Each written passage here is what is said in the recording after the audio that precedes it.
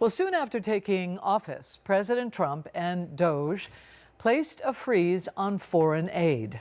One of the country's oldest, largest organizations serving refugees and immigrants, Global Refuge, is headquartered here in Baltimore. It has not gotten any federal money since December.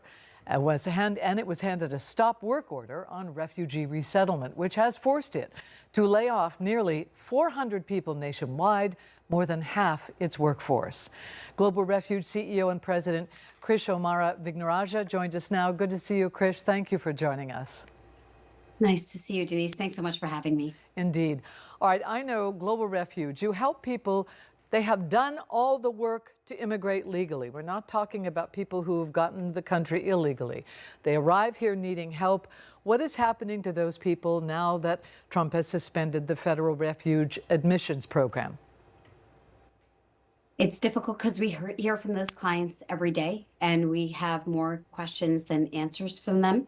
We're talking about Afghan allies, interpreters who risk their lives to protect U.S. troops, persecuted Christians who have come to the U.S. because we made a commitment to them through the Refugee Resettlement Program that we would help. They're here. This is different from foreign aid in the sense that these are individuals, families who are here in the United States. They're in Baltimore. They're in cities and rural communities all across the country. And right now, we are struggling because as a result of the president's executive order and then the stop work order, and then on top of that, an unwillingness to pay their bills, organizations like Global Refuge, nonprofits across the country are suffering. Yeah, and you can imagine what it's like for these people. They come here with no job, with no home, with nothing, in a very unstable condition, and your organization helps them. So it's been reported that the federal government has frozen refugee settlement money moving forward and still has not reimbursed your organization for services that you've already rendered under your grant agreement. Is that right? And where does your money come from exactly, and how do you use it? Yeah, so we've been a longstanding partner with the federal government for decades. Our work began in 1939 helping Lutherans fleeing Nazi Germany, but that mandate quickly expanded, and so every immigration crisis we've been involved with. We've been a partner to the State Department as well as the Department of Health and Human Services across Republican and Democratic administrations. We are proud of our perfect score with Charity Navigator and GuideStar. The federal government visits our offices. They look at our books. They don't issue us a blank check.